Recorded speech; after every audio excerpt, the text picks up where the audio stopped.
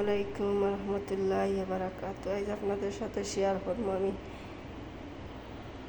বেগুন, আলু, টমেটো, বটবটি, কেউ হয় রামাই, কেউ হয় বটবটি। আমরা সিলেটি মানুষে হয় রামাই, আর অন্য দেশের মানুষে হয় বটবটি। বাদে মাছ, প্রথমে মাছটার সামান্য হলুদ দিলাইলাম, মরিচ দিলাইলাম, বাদে লবণ দিলাইলাম, মাছটারে মাখাই দিলাম ভালো করে। মাখানি শেষ আমার মাছ, আর একটু তেল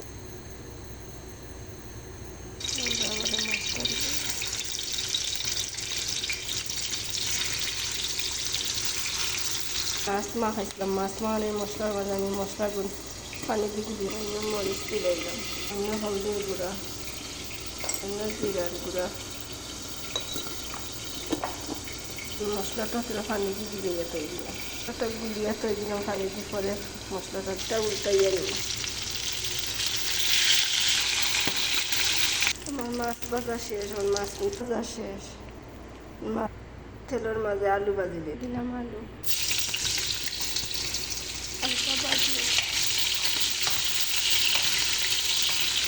আলুটা ভাজা সুন্দর করে আলু ভাজা শেষ। আমরা আলু ভাজা শেষ তুলে দিয়েছি। বাইঙ্গন, বেগুনটাও বাজিয়ে মাল,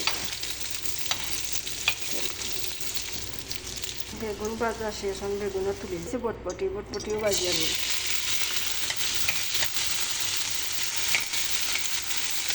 বটবটিও বাজিয়ে নিলাম। সবটা আমার বাজা শেষ। এখন তরকারিটা রান্ধি। বেগ বয়াই দিলাম, বেগুনের মাঝে তেল দিলাম, তেলের মাঝে আমি পেঁয়াজ দিলাম, রসুন দিলাম, সুন্দর করে লাগাই। পেঁয়াজ রসুন ভাজা শেষ, এখন মশলা দিয়ে গুলিয়ে রাখছিলাম এগুলো দিলাম, মশলা গুলিয়ে রাখছিলাম এগুলো দিলাম।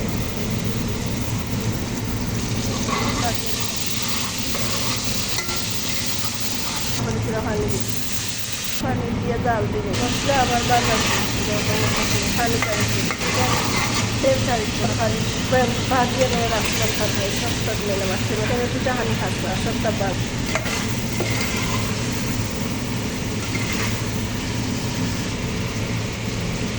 দিলাম। দুটো কাঁচামরিচ লাড়িয়া হয়টার একটা লাড়া দিলাম দিয়া তরকারি মাঝে পানি, তরকারি ছিল পানি দিতে যাইছি।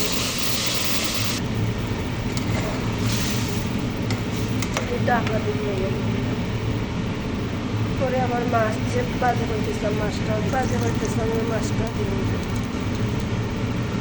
ভিডিওটা যদি ভালো লাগে তো আপনারা লাইক, কমেন্ট, শেয়ার, সাবস্ক্রাইব করবেন।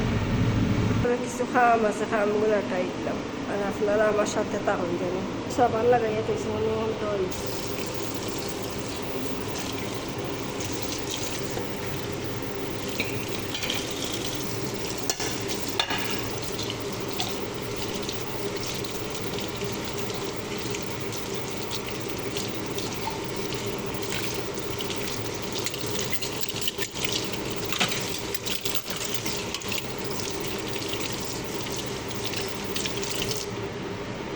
বাসন দেওয়া শেষ,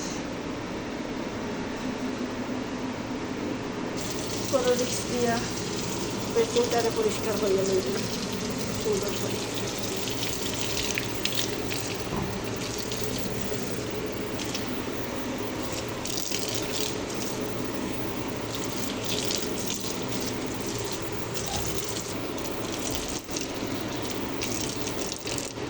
আমার তরকারিটা হয়ে গেছে। আমার ভিডিওটা যদি ভালো লাগে তো লাইক, কমেন্ট, সাবস্ক্রাইব করবে। আর সবাই ভালো থাকুক, আর আমার পাশে সবাই থাকুক। সালামু আলাইকুম।